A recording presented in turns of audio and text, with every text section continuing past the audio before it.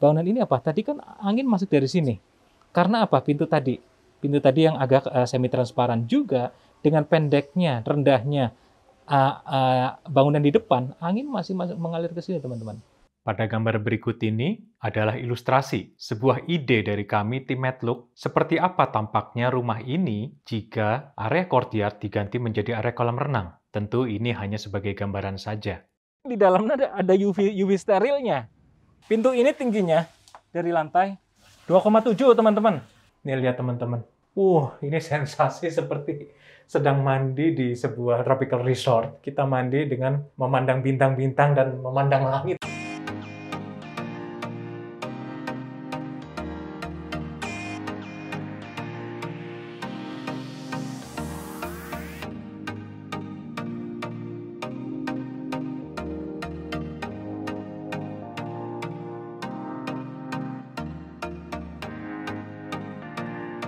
Kata orang, beli rumah itu seperti mencari jodoh. Kita tidak hanya melihat fisiknya saja yang cantik-cantik, tapi juga kita melihat bibit, bebet, dan bobot. Hari ini, kita akan sama-sama melihat sebuah proyek yang sangat luar biasa, keren, Sheila at Sawangan. Ayo kita lihat seperti apa produknya. Sebelum masuk ke rumahnya nih, kita lihat ada kotak pos, di mana di dalam ada UV sterilnya. Yang di bawah ini tempat sampah. Jadi dari atas kita masukin, mungkin dari bawah kita bongkarnya. Sesuatu yang keren. Kenapa? Ini menyatu dengan desainnya. Warnanya yang dark gray terulang lagi ke kanopi dan ke elemen-elemen dalam arsitekturnya. Rumah ini memiliki nama The Courtyard. Tipe corner dan lebarnya 9 meter. Secara bangunan sangat terlihat nuansa yang sangat modern. Ini manis sekali nih lengkungannya di situ dan entrance-nya ada di sebelah kanan. Memang bagian depan terlihat sangat solid. Biasanya kalau kita lihat di rumah-rumah yang lain, bagian depan pasti ada kacanya. Dan saya pun sebenarnya, saya pribadi cenderung memang kenapa ya nggak ada kacanya. Ini ada area carport muat untuk ukuran 2 mobil. Saya akan ukur dari courtyard sini ke tempat sampah situ adalah 5 meter. 5 meter itu pas buat 2 mobil dan ini masih ada jarak untuk membuka pintu ya. Ini danahnya. Danahnya kita lihat ya, ini 9 meter, ternyata di sini ada 2 meter sebagai area kosong, area tanah. Jadi bangunannya sendiri 7 meter. Entrance di sini ada bangunan, sini ada courtyard, bangunan dan courtyard. Ini tipe desain yang seperti ini adalah tipe desain yang mengedepankan faktor bringing the outside to the inside and vice versa. Jadi luar ke dalam, dalam keluar, ya. Jadi nggak hanya mengutamakan dalam ruangan saja. Ini harusnya desain yang asik. Nah, ini entrance. Entrance ini dengan jarak bersihnya 1,2. Ya, ini 1,2 sehingga kalau 2 orang berpapasan ini sangat cukup. Ya, tangan saya nggak bisa nempel nih. Desain pintunya sendiri sangat manis. Kenapa?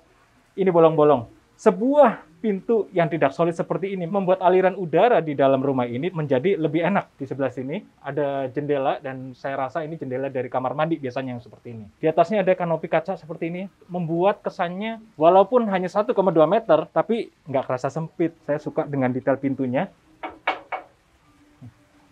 Terus sih, pada saat kita mau masuk ke rumah, kita ngelihat tuh tower di atas tuh indah banget. Kelihatan banget arsitektur ini vertikal, kelihatan tinggi banget. Jadi secara space, ruang dalam arsitektur, ini sesuatu yang tinggi, di dalamnya ada sesuatu yang lebih horizontal, suasananya akan berbeda biasanya. Ayo kita masuk ke dalamnya, dan kita disambut oleh sebuah ruangan yang membuat kita sangat rileks. Siapapun orang yang datang ke sini, tamu Anda atau keluarga Anda, berkunjung ke rumah ini pasti merasakan nikmatnya area ini. Di sebelah kiri saya atau di sebelah kanan Anda itu ada area water feature. Water feature ini opsional. Jadi Anda mau bikin apapun bisa. Di kanan itu ada sebuah courtyard. Ini sebabnya namanya The Courtyard. Courtyard sendiri kalau kita ukur dari tempat saya berdiri ke sana ada 5,6 meter. Ini dengan memberikan sebuah batas yang diisi dengan kerikil seperti ini memungkinkan air itu meresap ke dalam. Saya sarankan kepada teman-teman biarkan ini menjadi area resapan. Dan saya suka dengan hijaunya di sini, ini menambah area resapan di area Sheila Sawangan yang memang konsepnya adalah hijau, ya. Walaupun teman-teman kalau misalnya teman-teman punya rumah seperti ini, mungkin saya sedikit berimajinasi, area sini cukup untuk saya bikin sebuah lap pool. Ya, kenapa lap pool? Dari tempat saya berdiri, ini sekarang bersihnya 1,8 meter. Buat sebuah lap pool memang pas-pasan sih, karena toh kita berenang juga nggak begini kan, tangan kita sebenarnya berenang kan ke sini gitu. Buat ukuran settingnya 1,6, sangat cukup membuat lap pool dengan panjang 10 meter teman-teman. Dari tempat saya berdiri ke belakang itu 10 meter, cukup enak banget buat exercise kalau pagi. Pada gambar berikut ini adalah ilustrasi sebuah ide dari kami tim Medlook seperti apa tampaknya rumah ini jika area courtyard diganti menjadi area kolam renang. Tentu ini hanya sebagai gambaran saja.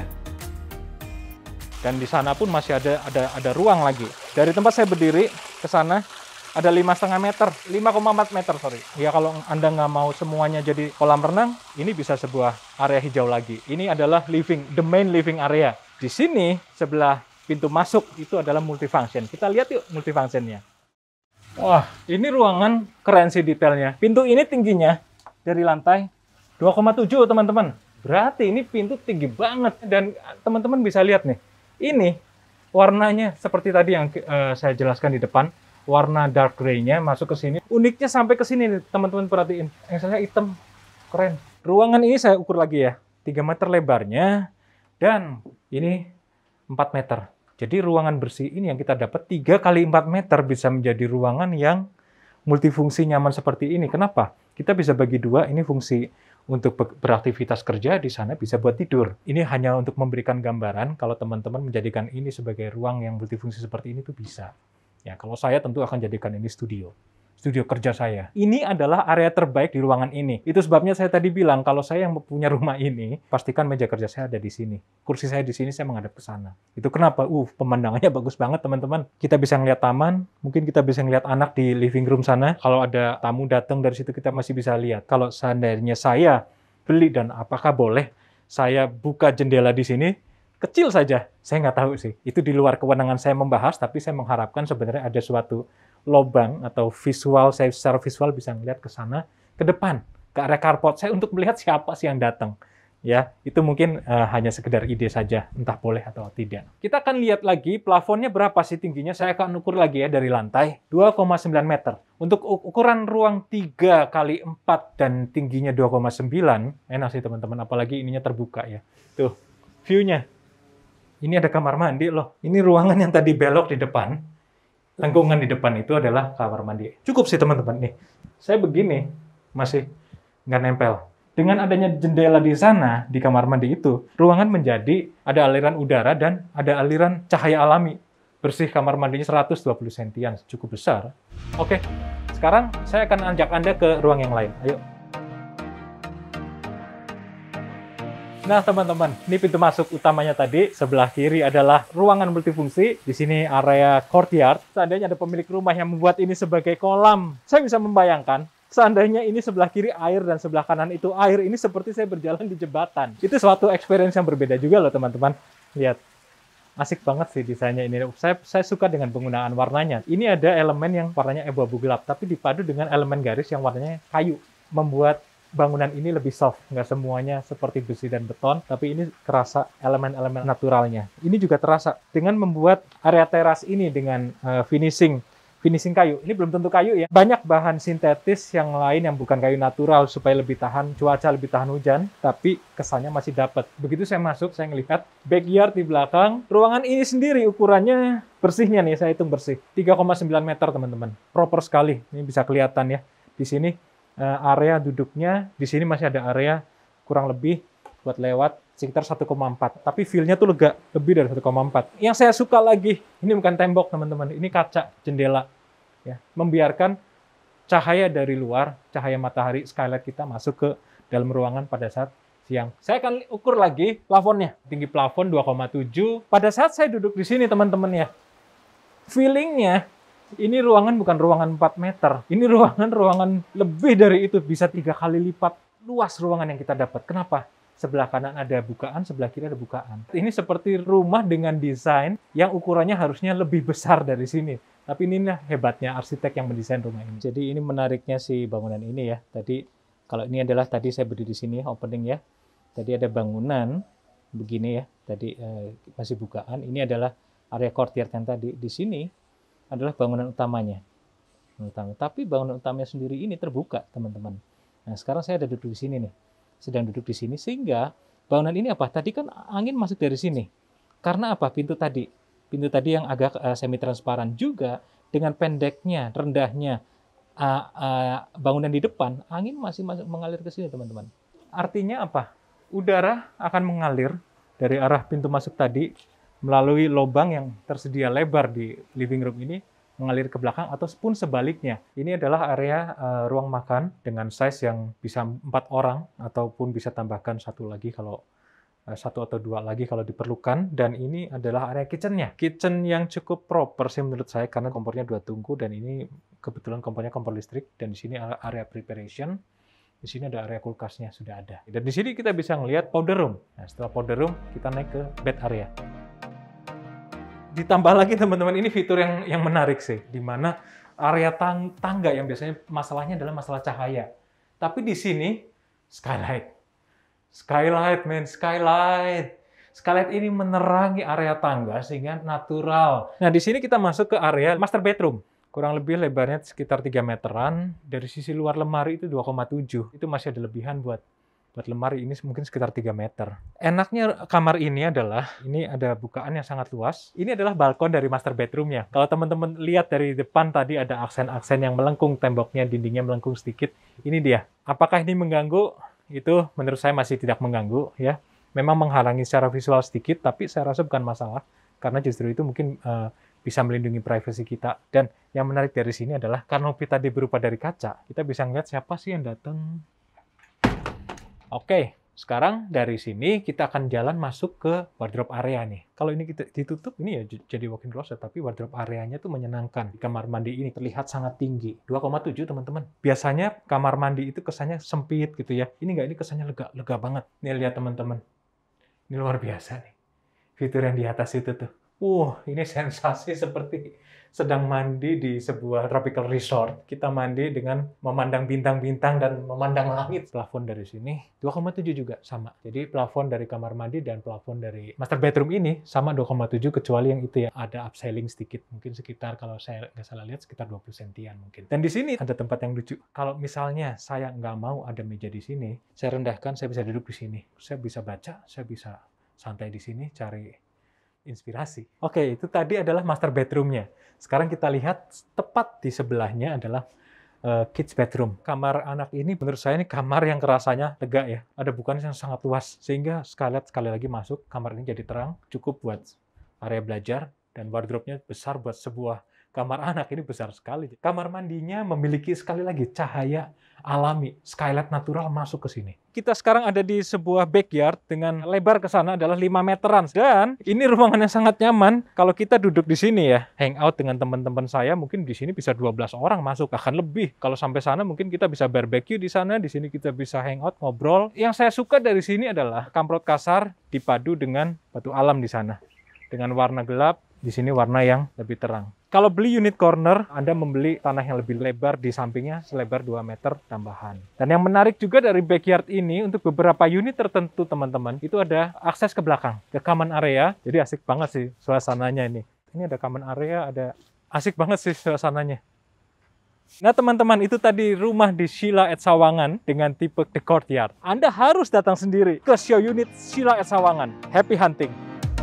Nah teman-teman semua, setelah kita melihat seperti apa produknya, sekarang saatnya kita mencari tahu lebih jauh, lebih dalam tentang seperti apa keunggulan proyeknya. Tentu kita akan mulai dari seperti apa sih keunggulan lokasi dari proyek Sheila Sawangan ini, seperti apa keunggulan dari konsep development-nya. Hal yang juga perlu kita lihat adalah kapan serah terimanya. Jadi Sheila ini sebenarnya township baru ya Pak ya, township baru yang berlokasi di Sawangan. Sheila Sawangan ini ada di 2 jalan utama Pak di Sawangan ini, yaitu Jalan Raya Mokhtar yang connect ke gerbang tol Sawangan menuju Antasari. Satu lagi Jalan Raya Bojongsari ini Pak, yang kurang lebih 4 kiloan sudah sampai gerbang tol Pamulang yang mengkonek ke Outer Ring Road 2 Pak. Jadi dari segi lokasi itu sudah bagus. Sheila ini sebenarnya adalah golf course lama Pak. Golf course yang sudah beroperasi sejak tahun 72. Ya, dan kita transformasi ini menjadi sebuah township baru. Kalau teman-teman atau audiens yang nonton tahu tentang golf course, itu landscape. Ya, pemandangannya itu nomor 1. Nah, ini yang adalah aset yang ada di Sheila ini Pak. Ya, yang tadi kita sudah lihat ada danau seluas 26 hektar.